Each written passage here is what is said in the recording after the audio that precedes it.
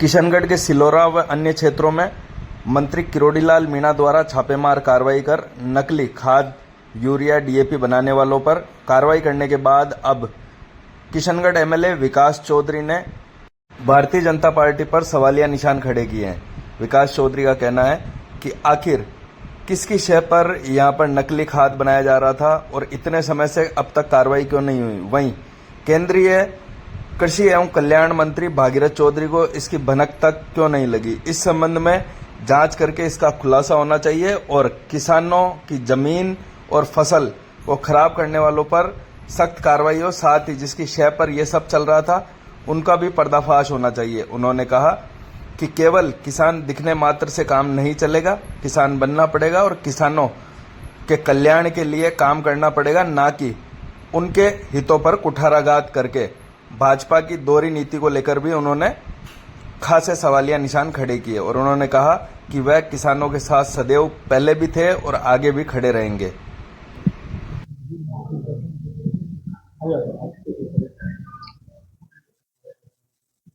कल जिस प्रकार से राजस्थान सरकार के कृषि मंत्री किशनगढ़ में नकली खाद बनाने वाली फैक्ट्रियों पे जिस प्रकार से छापेमारी कर रहे थे और वहां मौजूद भारत सरकार के राज्य मंत्री को भनक तक नहीं लगती, तो जनता और किसान ये सवालिया निशान खड़ा करते हैं कि आखिर किसकी मिली भगत से 18 महीने से राजस्थान की सरकार और 11 साल से केंद्र की सरकार यहां कार्य कर रही है, तो किसके संरक्षण में ये किसान विरोधी लोग काम कर रहे थे।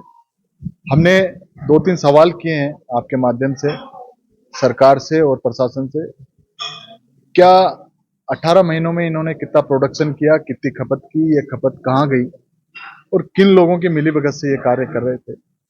किसानों के इस नकली खाद से, इस खराब उर्वरक से जो फसल खराब हुई, जो खेत खराब हुए, क्या सरकार उसका मुआवजा देगी?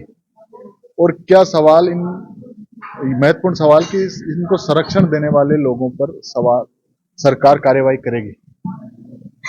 इस संदर्भ में लगातार किसान भाइयों के फोन आ रहे थे कि हमारे साथ लगातार कुठाराघात हो रहा है, हमारे पूरे खेत खराब कर दिए, और एक बहुत बड़ी रैकेट इसके पीछे काम कर रही है। और ये गैंग ना केवल किशनगढ़ में काम कर रही है बल्कि पूरे प्रदेश और अंतर राज्यीय गैंग है, जहां अन्य प्रदेशों में से भी यहाँ से ये अवैध तरीके से जो रसायन बना रहे हैं उसको बाहर भेज रहे हैं।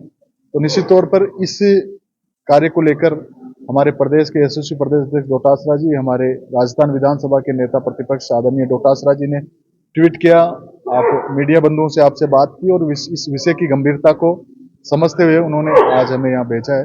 हमारे सम्मानीय जिलाध्यक्ष आदरणीय विजय जी जैन और तमाम वरिष्ठ कांग्रेस जनों के माध्यम से हम ये बात जन जन तक पहुंचाना चाहते हैं और किसान को न्याय मिले।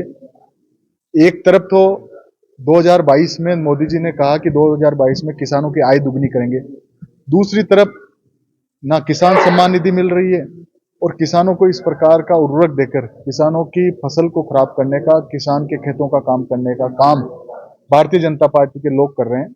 ये सवालिया निशान हम आपके माध्यम से सरकार पे, प्रशासन पे खड़ा करने आए कि प्रशासन क्यों मौन था, किसकी मौन स्वीकृति थी।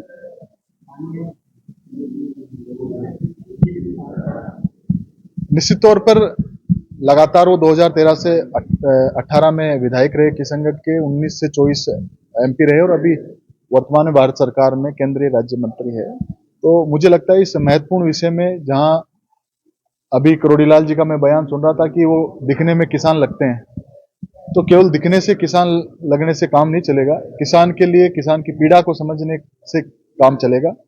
और ये निश्चित तौर पर भारतीय जनता पार्टी और उनके लोगों की दोहरी नीति जो लगातार चलती आई है, वो आज बेनकाब करने का काम उन्हीं के मंत्री ने किया है।